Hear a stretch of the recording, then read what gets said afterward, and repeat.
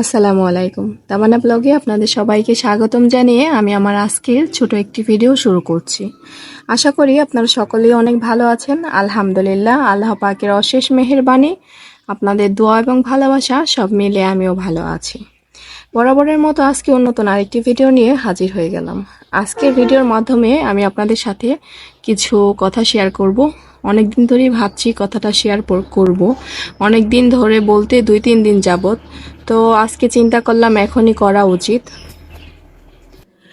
কথাটা হচ্ছে, বর্তমানে আমরা এইরকম খুব কম সংখ্যক লোকই আছি যারা নাকি টিকটক, তারপরে ইউটিউব, ফেসবুক এগুলার সাথে জড়িত নয়।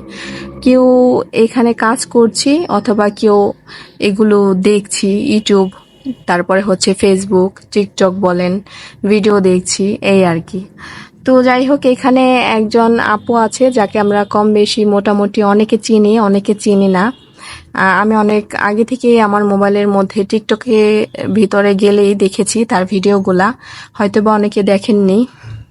তো এখন ফেসবুক, টিকটকে যাওয়া যাচ্ছে না আপুর ভিডিওর জন্য, অনেক রকমের ভিডিও দেখছি, তাই ভাবলাম আজকে তাকে নিয়ে কিছু কথাবার্তা বলি। আপুটার টিকটকের আইডির নাম হচ্ছে পুতুল পরি।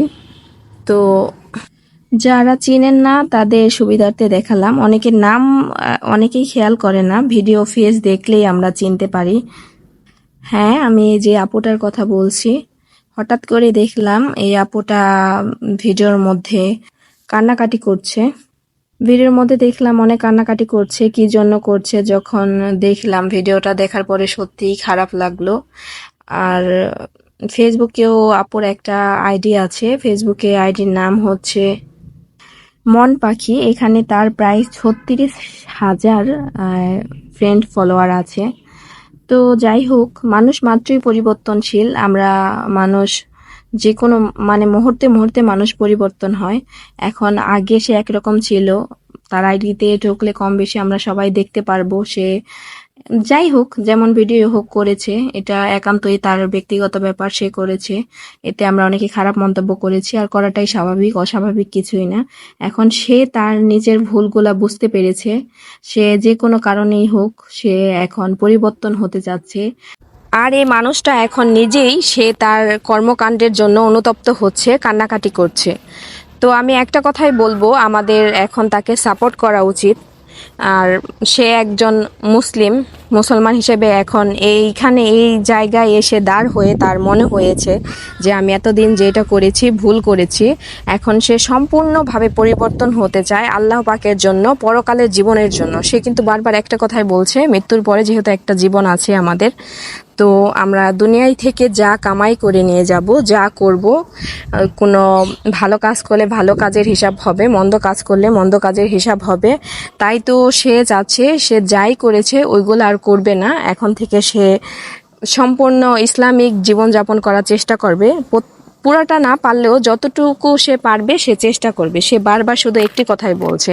আর সে নিজেই অনেক কান্নাকাটি করছে যে সে যেসব ভিডিওগুলো বানিয়েছে এটা সে ঠিক করেনি, আল্লাহ পাকের কাছে কি জবাব দিবে, বারবার সে নিজেই এই কথা বলছে। তো এখানে এখন আমরা, আর আমার যেটা মনে হয়, খারাপ মন্তব্য না করাই ভালো, তাকে সাপোর্ট করা উচিত যে হ্যাঁ আপনি বদলিয়ে যান। কারণ ক্ষমা করার মালিক তো আল্লাহ পাক, তাই না? আমরা মানুষ তো আর না। আর আমাদের আল্লাহ বরাবরই অত্যন্ত ক্ষমাশীল। আল্লাহ বলেছেন, তোমরা পাহাড় সমান গুনাহ করেও যদি বান্দা আমাকে আল্লাহ বলে ডাকো, আমি তোমাদের ক্ষমা করে দিব। তাহলে এখানে তো আমাদের কথার কোনো প্রশ্নই ওঠে না। আর যে যতখানি যাই করেছে না কেন, সবকিছুর হিসাব ওই আল্লাহ পাকের কাছেই দিতে হবে। আর 40 জনের দোয়া নাকি আল্লাহ পাক কবুল করেন, 40 জন যদি আমিন বলেন, আমিন বলে আর কি।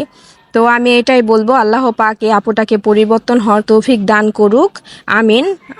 তাকে সহ আমাদের সবাইকে আল্লাহ পাক ক্ষমা করে দিন। কারণ আমরা কে কতটুক নেককার বান্দাবান্দি, আল্লাহ পাকের গুণাগান বান্দাবান্দি, এটা আমরা কেউ কারোটা বলতে পারবো না, শুধু আমাদের আল্লাহ জানে। আর আমরা যারা নিজেরা গুনাহ করি, নিজেরা ভালো কাজ করি, আমরা নিজেরাই জানি না যে আমরা কতটুকু ভালো কাজ করেছি, কতটুকু খারাপ কাজ করেছি, এটা আল্লাহ পাক জানেন।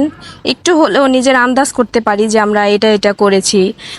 আর কি বলবো, কিছু বলার নেই। তাই তো সবারই সবসময় আল্লাহ পাকের কাছে ক্ষমা চাওয়া উচিত। আর এই অনলাইন প্ল্যাটফর্মে কাজ করে বলে বা ইউটিউব ফেসবুক এগুলা করছে, ভিডিও করছে বলে সে অনেক গুণাগার আর আমরা অনেক ভালো, যারা পর্দার আড়ালে আছে তারা অনেক ভালো, এরকম কিন্তু না। কে জান্নাতে যাবে কে জাহান্নামে যাবে এটা আমাদের আল্লাহ পাকই ভালো জানেন, আমরা কেউ বলতে পারবো না। আর আরেকটা কথা, এখন অনেকে বলতে পারেন আমি তার সম্পর্কে এতগুলো কথা কি জন্য বললাম, সে আমার কি হয় না, সে আমার কিছু হয় না, সে আমার কোনো রিলেটিভ না, আমি তাকে চিনি না জানি না, তেমন কিছুই না। ভবিষ্যৎ মাসে 2-1বার দেখা গেছে ভিডিওটা টিকটকে দেখার সময়, টিকটকে গেলে বা ফেসবুকে গেলে তার ভিডিওগুলো সামনে চলে আসতো, এই আর কি। কিন্তু মানে এখন বর্তমানে ফেসবুক, টিকটক, ইনস্টাগ্রাম এগুলার মধ্যে গেলেই দেখা যাচ্ছে তার ভিডিওগুলা, তার জীবন কাহিনীগুলা সে শেয়ার করছে। এর জন্য আর কি মূলত তার কথাগুলি আমি বলতে আসলাম বা বললাম, কেউ খারাপভাবে নেবেন না। তো আমার আজকের এই ভিডিওটা এই পর্যন্তই। সবাই ভালো থাকবেন, সুস্থ থাকবেন।